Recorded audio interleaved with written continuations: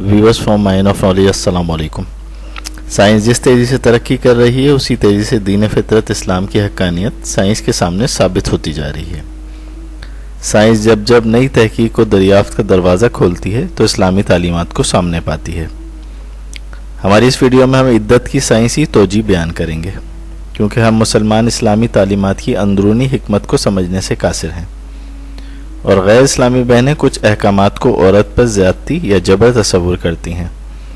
हालांकि इस्लाम की हर तालीम खुद इंसान के फ़ायदे में है, जैसे कि इस वीडियो में साइंस से दरियाफ्त शुदा इद्दत का अहम तरीन फ़ायदा बयान किया गया है।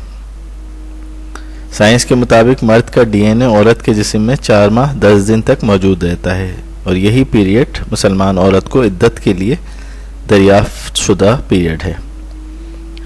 वाक़या कुछ यूँ है कि फ्लोरिडा का एक डॉक्टर जेम्स इंसानी जिस्म के डीएनए पर 1968 में एक लेबॉर्ट्री में काम कर रहा था।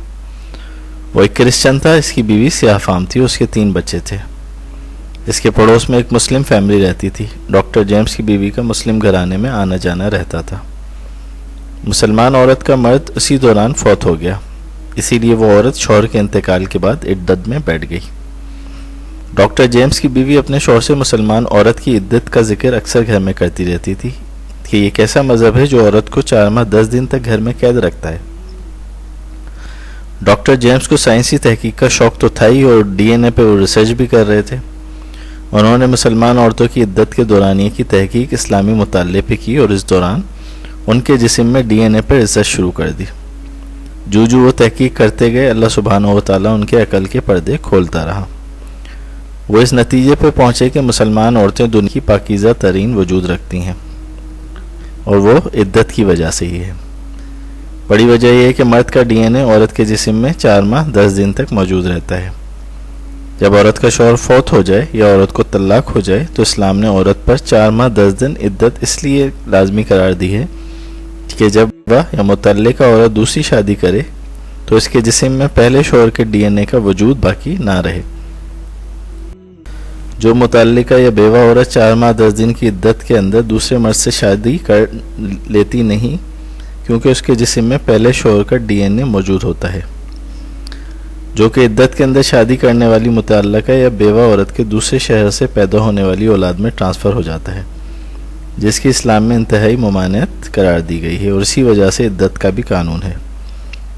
ये रिसर्च करते करते डॉक्टर जेम्स ने अपनी बीवी और तीनों बच्चे के डीएनए सैंपल अपनी लैब में चेक किए तो इसकी बीवी के जिस्म में 4 मुख्तलिफ लोगों के सैंपल पाए गए और उनके बच्चों में से सिवाय एक बेटे के बाकी 2 बच्चों में डॉक्टर जेम्स के अलावा 2 और लोगों के डीएनए सैंपल निकल आए। डॉक्टर जेम्स ने अपने एक बेटा जिसमें फ़कत डॉक्टर और इसकी बीवी का डीएनए था उसको अपने पास रखा और बीवी के साथ 2 बच्चों को छोड़ के मुसलमान हो गया और कनाडा जाके एक मुसलमान औरत से शादी कर ली। डॉक्टर जेम्स ईसाई मज़हब छोड़कर इस्लाम के दायरे में दाखिल हो गए और अपना नाम डॉक्टर जॉन रख लिया। उन्होंने अपनी रिसर्च को कनाडा के एक अखबार में अपनी रिपोर्टों के साथ शाया करवाया तो डॉक्टर जॉन के हल्का अहबाब में से काफ़ी लोगों ने इस्लाम कबूल कर लिया। यूरोप में डीएनए पे साइंसी तहकीक 1960 के इशरे में शुरू की गई थी, जबकि मज़हब इस्लाम में सदियों पहले इद्दत की बना पे इंसानी डीएनए की तरफ भी इशारा दिया गया है। यही चीज़ें बताती हैं कि इस्लाम ही आफाकी और फितरत के करीब तरीन मज़हब है और जिसकी तालीमात आहिस्ता आहिस्ता दुनिया पे आश्कार होती जा रही हैं और साइंस उसकी रोशनी में आज इस नतीजे पे पहुंचती जा रही है कि इस्लाम ही असल दीन है।